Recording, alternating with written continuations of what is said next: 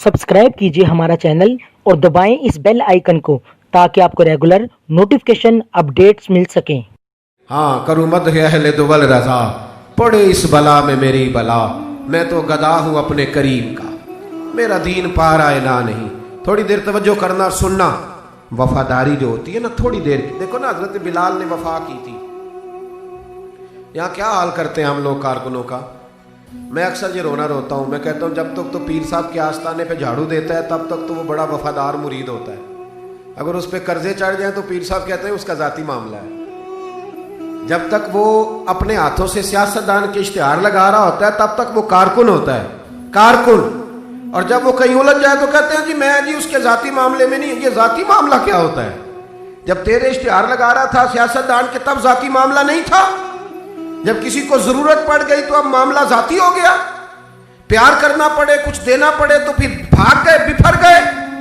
और लोगों के पास जब दौलत आती है तो रंग ही बदल जाते हैं। जब इक्तदार मिलता है तो अंदाज ही बदल जाते हैं। जब अतवार कुछ और होते हैं तो लोगों के तरीके बदल जाते हैं। इसलिए कि रिश्ता जरूरत का बना लिया हमने। सैयदना बिलाल ने बड़ी मार खाई थी। कोई बताए हजरत बिलाल को गवर्नरी का लालच था? हजरत बिलाल हबशी को क्या लालच? बड़ी मार खाई। और यारों बड़ी सारी खाई। एक तो वो मार है ना जो अब्दुल्ला बिन जदान मारता था, उमैया बिन खलफ मारता था, एक तो वो है। और हजरत बिलाल जब दरवाज़ा रसूल पे आए तो बुखारी मुस्लिम में मौजूद है। हजरत बिलाल नबी पाक के मेहमान आते थे तो खुद कर्जा उठा के लाते थे। और एक वक्त ऐसा भी आया कि कर्जे इतने ज़्यादा आ गए थे कि यहूदी ने कहा कि बिलाल तूने बड़े सारे पैसे कर्ज लिए हुए हैं, तो अगर अब तूने पैसे ना दिए तो मैं तुम्हें फिर से बांध दूंगा। हालांकि वो सारे नबी करीम के मेहमानों के लिए कर्जे लिए थे। हुजूर के ज़ाती काम किए सारी ज़िंदगी ज़ाती। यारो ये जो लोग होते हैं ये बड़े शानदार होते हैं, इनको कोई लालच नहीं होता। जिन लोगों ने इस महफिल के इश्तिहार लगाए हैं उनकी तो इश्तिहार पे फोटो नहीं लगी हुई। लंगर खिला रहे हैं उन बेचारों ने। तो वो एक नकीबे महफिल मुल्तान में ना एक दफ़ा प्यार चलता है ना दोस्तों से, मुझे गुस्सा बड़ा कम आता है तो कभी आ जाए तो वो चलो आ भी जाता है। अब ये भी मसला है। वो बार बार कह रहे थे लोगों से तुसी हथ नहीं चुकते, तुसी बड़े बेसौक हो, तुसी मैंने याद रहोगे। मैं क्या चुप कर जा, तू कोई नज़र न्याज लैनी, ये सारे मुफ्त आए नहीं, ये ज़्यादा कीमती है, ये फ्री आए हैं। बड़ी मेहरबानी, अल्लाह आपको जवाब सुने। मेरे भाई ये देखे ना जिन लोगों ने जो दरख्वास्त लेके गया था थाने जलसे की इजाज़त की, उसका तो नाम ही नहीं छपा। लेकिन ये लोग बड़े कीमती होते हैं। हम करते ये हैं कि इनको ना हम ज़ाया कर देते हैं। चाहिए अब हमारी मस्जिद में जब महफिल मिलाद होती है तो जिसने 1.5 लाख दिया ना वो स्टेज पे बैठा है, और जिसने सारा साल मस्जिद में झाड़ू दिया उसको मिलाद वाले दिन किसी ने पूछा ही नहीं। हालांकि उस बंदे की सदारत में जलसा होना चाहिए था जो रोज़ाना मस्जिद में झाड़ू देता है, उसकी सदारत होनी चाहिए थी ताकि पता चले कि रसूलुल्लाह के गुलाम मिलाद के मौसम में गरीबों को इज्जत अता करते हैं। लेकिन हम निकल जाते हैं, हमारा माहौल नहीं, मिजाज नहीं। हजरत बिलाल ने नौकरी की, सारा दिन नबी करीम के काम करते, सारा दिन।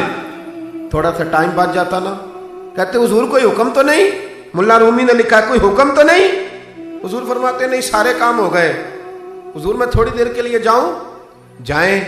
एक दिन भी, 2 दिन भी, 3 दिन भी। हजरत अनस बिन मालिक कहते एक दिन मैंने पूछ लिया, मैंने कहा हुजूर ये बिलाल छुट्टी लेके जाते कहाँ हैं? शादी तो की कोई नहीं थी अभी, घर तो था नहीं, तो ये जो आके कहते हैं कोई काम तो नहीं मैं जाऊं? तो महबूब ने फरमाया जब ये मुझसे पूछ के जाता है ना कोई काम तो नहीं जाऊं, तो फिर सीधा सैयदा फातिमा के घर जाता है। थोड़ी देर बैठे थी, अल्लाह आपको जज़ा तशरीफ रखे। ये सैयदा फातिमा के घर जाएंगे, अब ये वहां झाड़ू देंगे। अब बैठे थी, अल्लाह आपको बरकत दे, जज़ाए खैर, तशरीफ रखें, अल्लाह ताला आपको बरकत दे। पीछों के लिए मसला बनता है, तशरीफ रखें। अब ये ना सैयदा फातिमा की चक्की पीसेंगे, यानी को टाइम बच जाता तो वहां कितनी नौकरी की हजरत बिलाल ने, कितनी ड्यूटी की कि नहीं की?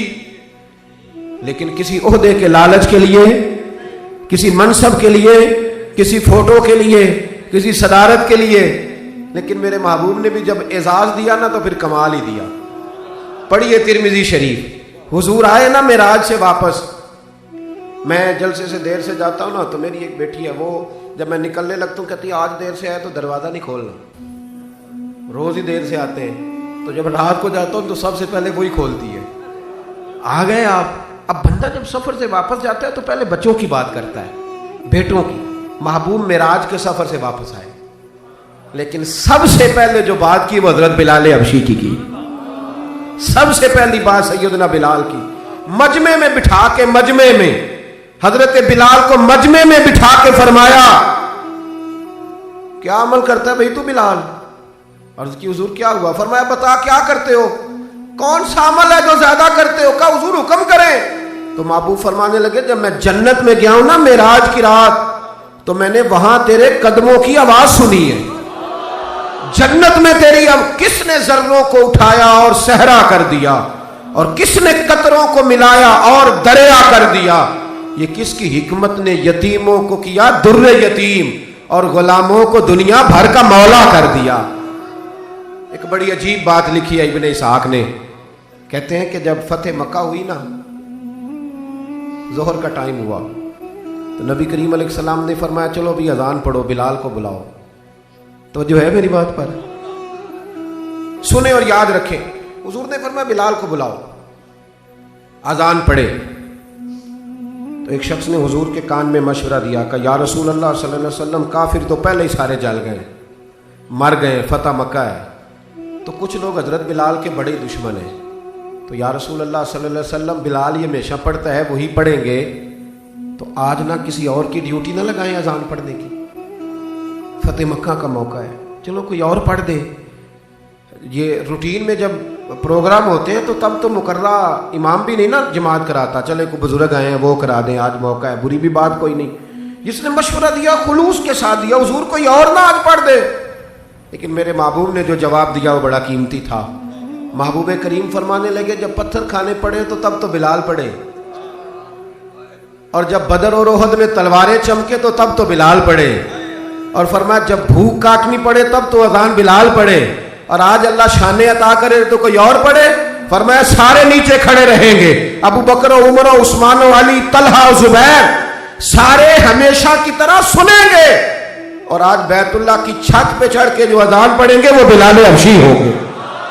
میں لوگوں کو بتاؤں گا کہ وفا کے رشتے وفا کے رشتے ہی ہوتے، وفا کے رشتے وہ پانی پرن سہیلیاں رنگا رنگ کڑے، او پائیا اسی تے پڑھیا اس دا جانیے جس دا توڑ چڑھے۔ وفا والا رشتہ قائم کرو، وفا والا، کبھی ملا کرو، کبھی پی ایچ ڈی کر لیتے ہو نا تو کبھی میٹرک والے پرائمری والے استاد سے بھی جا کے ملا کرو، جب اللہ شان عطا کرے تو کبھی کبھی اپنے گاؤں بھی جایا کرو، کبھی جا کے ملا کرو۔ ہاں شہر میں آ کر پڑھنے والے بھول ہی گئے کس کی ماں نے کتنا زیور بیچا تھا۔ اپنے انداز نہ بدلو، اطوار نہ بدلو، اخلاق حسنہ کی دولت پیدا کرو۔ یہ جو ہم ٹوٹ گئے ہیں نا، امیروں کی سوسائٹیاں الگ ہیں اور غریبوں کی جھونپڑیاں الگ ہیں، انہوں نے بڑی تفریق پیدا کر دیا معاشرے میں۔ لوگ تو جنازے پڑھنے چھوڑ گئے ایک دوسرے کے، لوگوں کاٹ دیا، جس کے پاس پیسے زیادہ آئے، اپنے بھائی کی بچی غریب بیٹھی ہے رشتے کے لیے، اس کو وہ رشتے ڈھونڈ رہا ہے، کہہ رہا میرا کوئی میرے اسٹیٹس کے لوگوں میں رشتہ کرا دو، تو رشتے والے نے کہا وہ تیرا اپنے بھائی کی بھی تو بیٹیاں نا تو وہاں کر لے، کہتا نہیں وہ جب شادی کرے گا نا تو میں تعاون کروں گا۔ تو تعاون تو بھائی کوئی اور بھی طرز کھا کے کاری دیتا ہے، تو اور بھی کو کر دیتا ہے۔ تو وہ والا رنگ اختیار کر جو اللہ رسول نے تجھے عطا فرمایا ہے۔ ہمارے معیار میں وہ وفا نہیں، وہ حسن نہیں، یہ میری طرح کے لوگ جن کو اللہ بڑی شان عطا فرماتا ہے، دین کے نام پر بڑا نوازتا ہے، لیکن لب و لہجے میں کئی دفعہ سختی آتی ہے، کئی دفعہ احساس نہیں ہوتا کہ ہم کیا کر رہے ہیں۔ اعلیٰ حضرت فاضل بریلوی فرمایا کرتے تھے لوگوں نبی پاک کے وفادار رہنا، فرشتے بھی تمہاری عزت کریں گے۔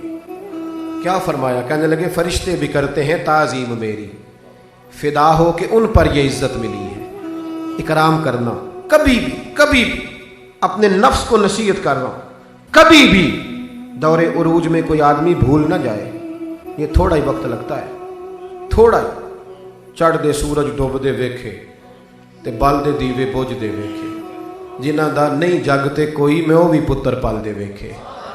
ہاں یہ یاد رکھنا۔